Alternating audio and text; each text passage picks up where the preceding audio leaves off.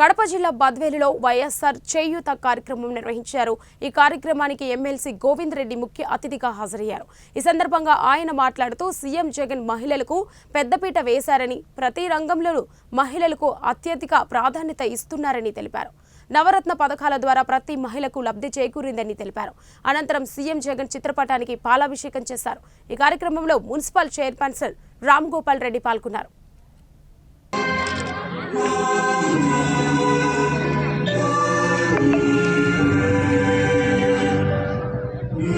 మనకి ఇవ్వడం జరిగింది.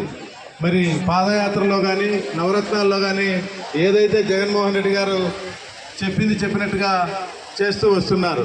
ఇవన్నీ కూడా మన అక్క చెల్లెమ్మలు గ్రహించాలి.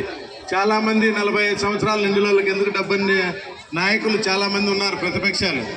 జగన్మోహన్ రెడ్డి సార్ ఒకటే గుర్తించాడు. వాళ్ళు ఎన్నో సంవత్సరాల నుంచి 16-17 సంవత్సరాల నుంచి పని చేసి అలసట చెంది 45 సంవత్సరాలకు వాళ్ళ శక్తి తగ్గిపోయి వాళ్ళ బతుకుదెరువు కానీ జీవనాధారం కానీ చాలా ఇబ్బందిగా ఉంటుంది. వాళ్ళకు కూడా కొంత మనం అమౌంట్ సహాయం చేస్తే ఆ అమౌంట్తో పాడి పశువులు కానీ గొర్రెలు కానీ మరొక రకమైనటువంటి వ్యాపారాన్ని నిర్వహించుకొని తద్వారా వచ్చేటువంటి ఇన్కంతో ఆ అక్కచెల్లెమ్మలు వాళ్ళు కూడా సుఖ సంతోషాలతో ఉంటారని చెప్పి పెద్ద మనసుతో చేస్తున్నటువంటి ఈ పథకాన్ని కూడా మన ప్రతిపక్షాలు 45 సంవత్సరాల వాళ్ళు మోహన్ అన్న గారికి మనం చర్చించాము.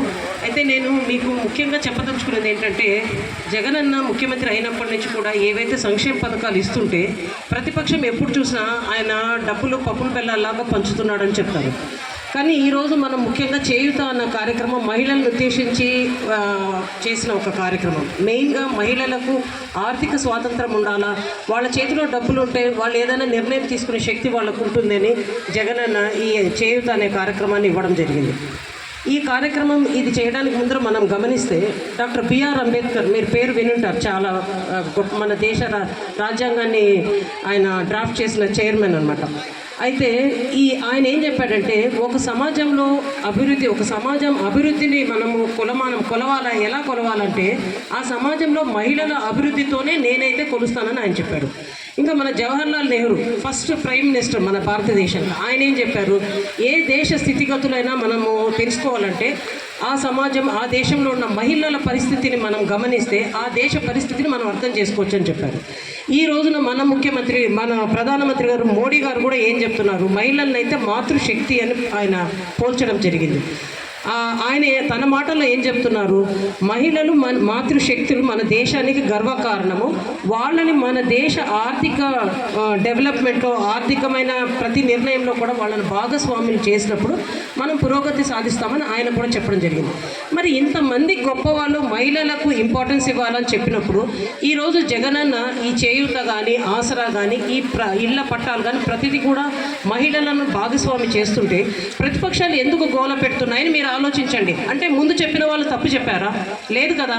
ఈరోజు జగనన్న ప్రతి విషయంలో కూడా మహిళలకు ఇంపార్టెన్స్ ఇస్తున్నారు. కేవలం నామమాత్రంగా కాదు, ఈరోజు రాజకీయంగా కూడా మహిళలు అభివృద్ధి చెందాలని 50% నామినేషన్ వర్క్స్లో కానీ నామినేటెడ్ పోస్ట్లో కానీ ప్రతి దాంట్లో కూడా 1% కూడా తగ్గనివ్వరు జగన్ సార్. మహిళలకు కేటాయించింది మహిళలకు ఇవ్వాల్సిందే అంటారు. ఈ రోజున మీ అందరికీ నేను చెప్పదలుచుకున్నాను, ఎందుకంటే మీరు అన్ని విషయాలు విన్నారు, మీకు అందరికీ తెలుసు. మనం ప్రతి ఇంటికి వెళ్ళినప్పుడు చూసాము ప్రతి అక్క చెల్లెమ్మ ఎంత అభివృద్ధి చెందింది, ఎంత ముందు 19 ముందర మనం ఎలా ఉన్నాం. ఈరోజు మనం సీనన్న చెప్పింది కూడా మనం గుర్తుపెట్టుకోవాలి. 19 ముందర మన అకౌంట్స్లో ఎంత డబ్బులు ఉన్నాయి, ఈరోజు మన చేతుల్లో డబ్బులు ఉంది. మనం పిల్లల చదువుకు కానీ మనం వ్యాపారం చేయాలన్నా ఏ దాంట్లో అయినా మన చేతిలో డబ్బు ఉంటే